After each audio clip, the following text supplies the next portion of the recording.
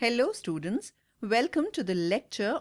After studying this lecture, you will be able to define concept of profit analysis, describe the gross profit and net profit, explain the normal profit and supernormal profit, describe the theories of profit, understand the cost volume profit CVP analysis, describe the break-even analysis. Concept of profit analysis. Introduction.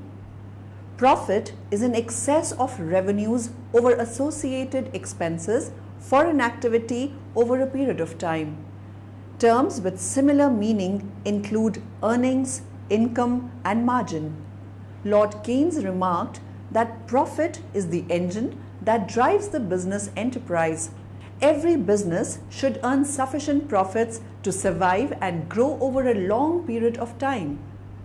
An important part of profit analysis is the point where total revenues and total costs are equal. At this break-even point, the company does not experience any income or any loss.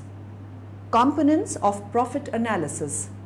The key components involved in profit analysis includes selling price per unit, level of volume of activity, total fixed costs, per unit variable cost, sales mix, assumptions in profit analysis. The profit analysis incorporates the following assumptions: unvarying sales price, unvarying variable cost per unit, unvarying total fixed cost, unvarying sales mix, units sold equal units produced. Applications of profit analysis. The profit analysis is helpful in simplifying the calculation of break-even in break-even analysis.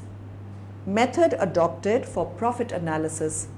The main method adopted to carry out profit analysis is the profit volume ratio, which is calculated by dividing the shareholders' contribution by the sales and then multiplying it by 100 as follows.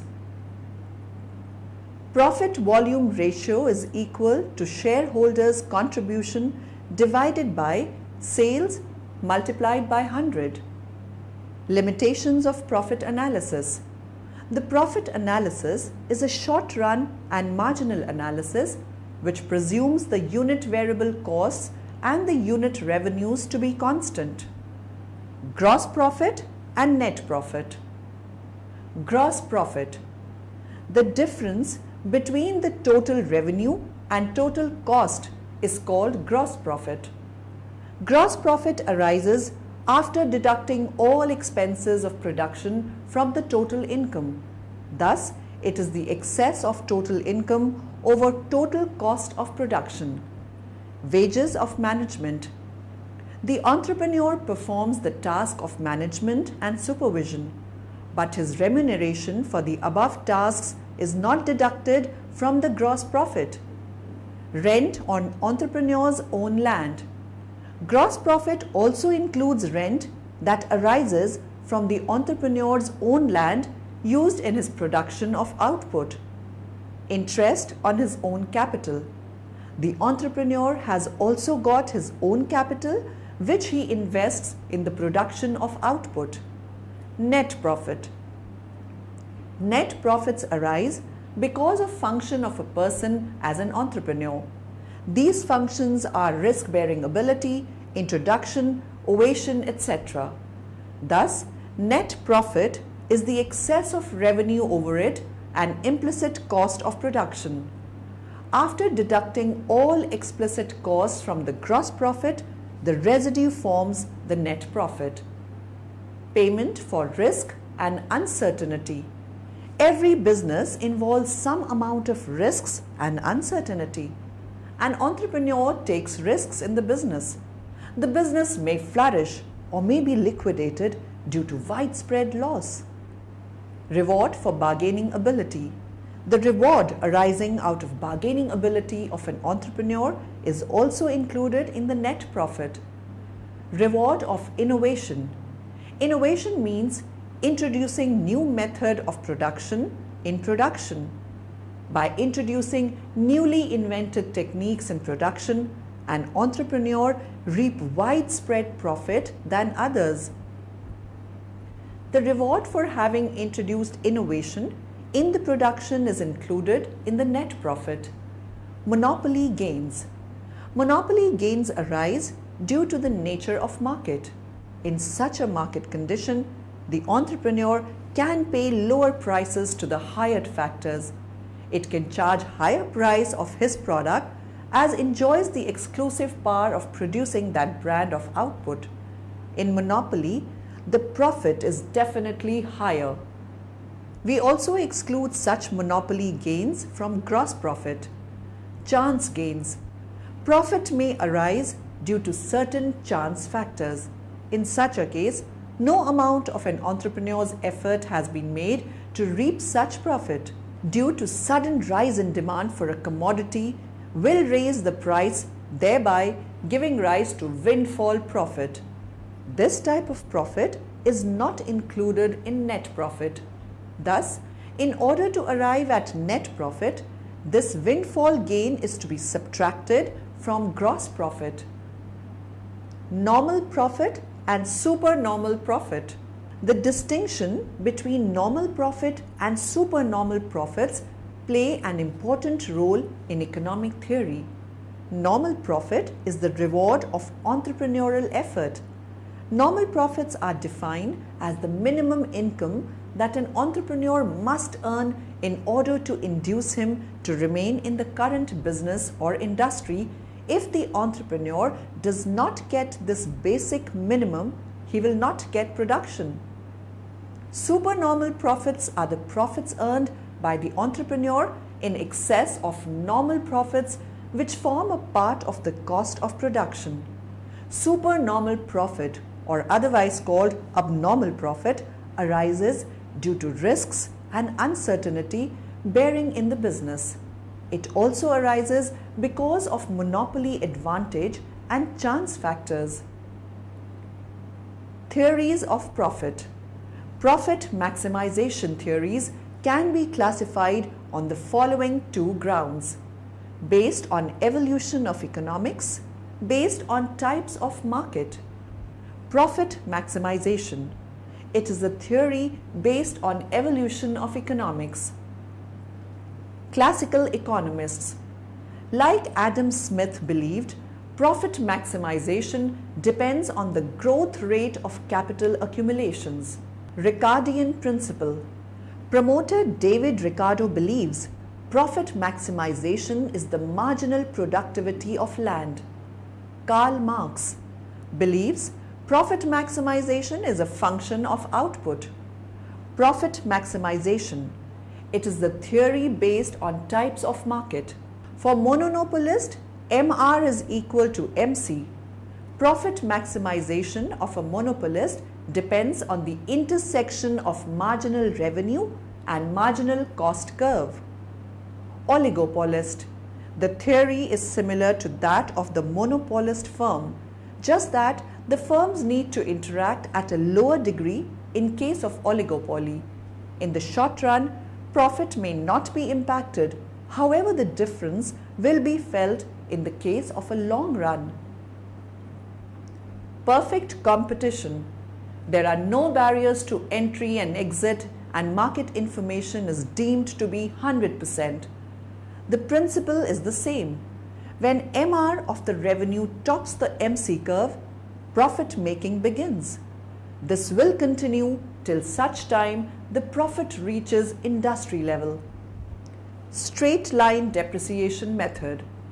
The simplest and most commonly used depreciation method, straight line depreciation, is calculated by taking the purchase or acquisition price of an asset subtracted by the salvage value divided by the total productive years the asset can be reasonably expected to benefit the company. Purchase price of asset minus with approximate salvage value, then divided by estimated useful life of asset. Declining balance method, DBM, also called the Matheson formula, assumes that the annual cost of depreciation is a fixed percentage of the salvage value at the beginning of the year. This method does not apply if the salvage value is zero. Can never depreciate to zero. The annual cost of depreciation (DN) differs each year and accepted by BIR. Cost volume profit analysis.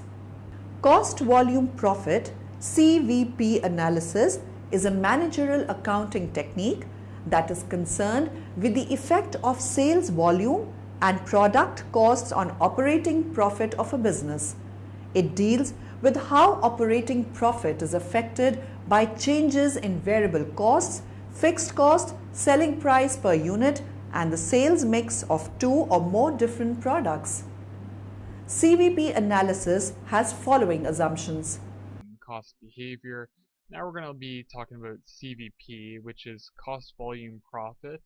And this is like the nitty-gritty analytical work to answer some questions that management has regarding profits, looking at sales volume and how cost fluctuates according to volume of sales and so on. So without further ado, I'm going to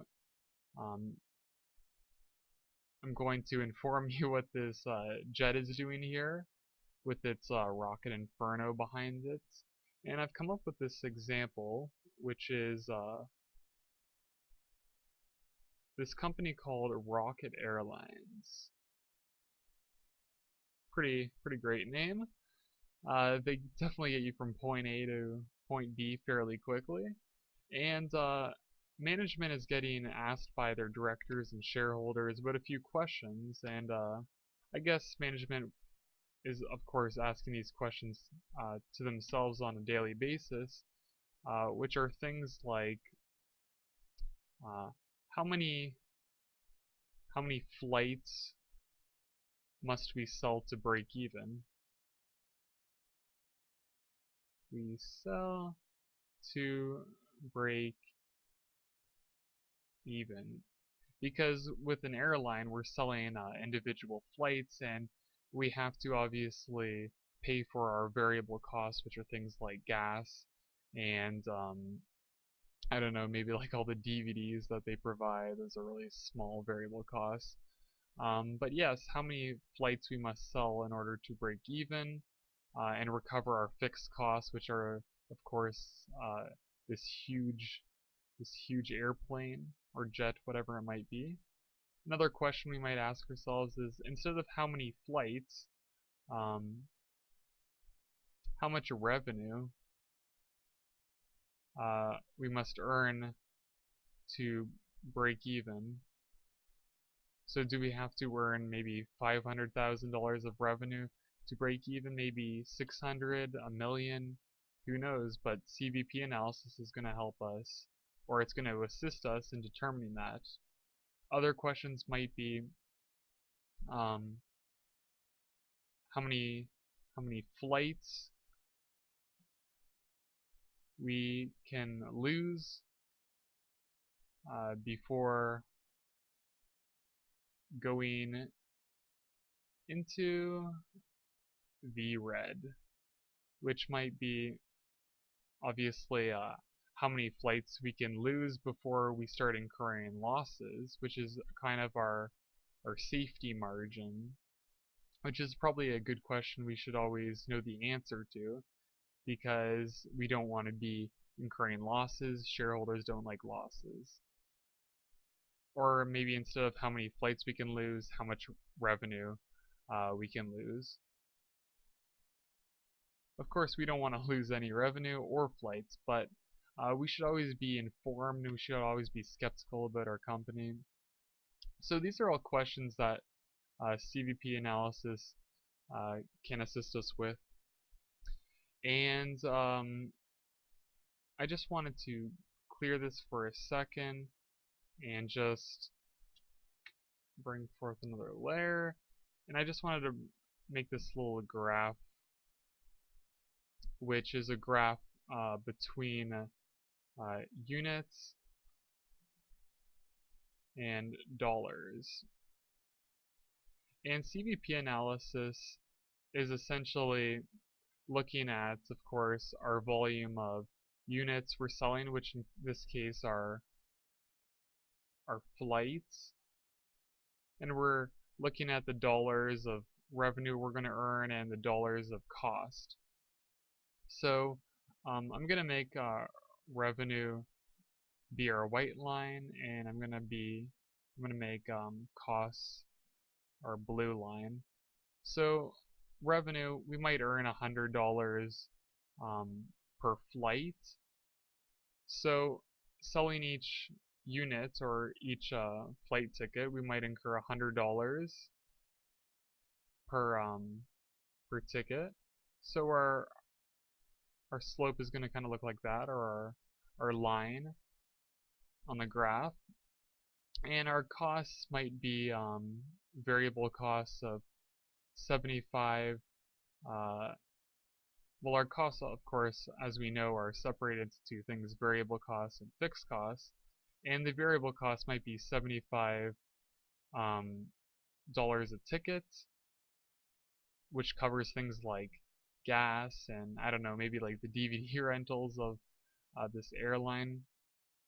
And of course, we also have fixed costs, which are the airplane itself. And of course, we know fixed costs start up here as a y-intercept, because fixed costs at no sales, the fixed costs still get incurred because we still purchase the plane. And the costs are going to slowly go up as we sell tickets. And this is going to be kind of our cost line. So what CVP is looking at is they're looking at this point right here, where revenue breaks with our cost line, and this would be our break-even point. So cost volume profit lets us perform analytical work like this, and we'll actually look in the next tutorial about how to, or in the next few tutorials about how to calculate things like this in order for management to get actual numbers and precision about how many flights to break even or how many flights they can lose before going in the red and such. So we'll see that in the next few tutorials. Make sure to subscribe because we got many great CVP tutorials coming up, and if you have any questions regarding this tutorial, like always, comment in my channel or on this video. Alright, see you guys in the next one. Profit volume ratio. The profit volume ratio, popularly known as the P/V ratio, expresses the relation of contribution to sales. This ratio is also known as contribution to sales, C/S, or the marginal income ratio. Break-even analysis. Break-even analysis is a technique widely used by production management and management accountants.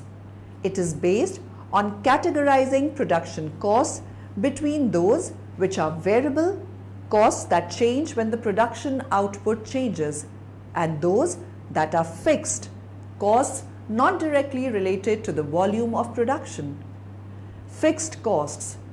Fixed costs are those business costs that are not directly related to the level of production or output. Variable costs. Variable costs are those costs which vary directly with the level of output. They represent payment output related inputs such as raw materials, direct labor, fuel, and revenue related costs such as commission.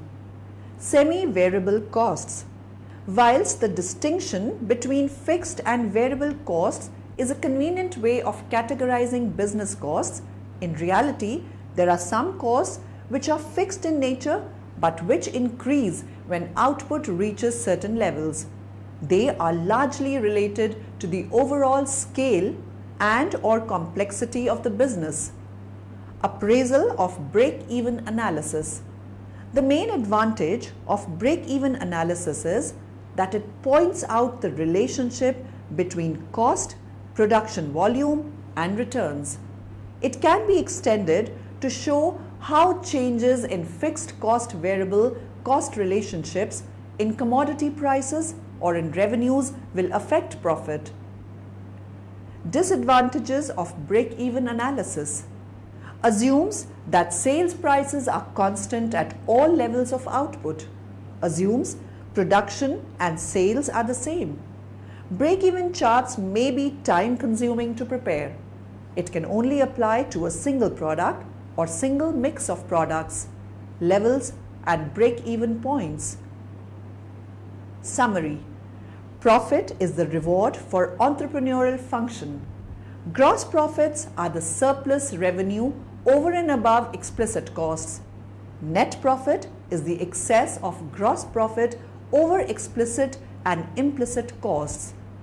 Cost volume profit (CVP) analysis is a managerial accounting technique that is concerned with the effect of sales volume and product costs on operating profit of a business.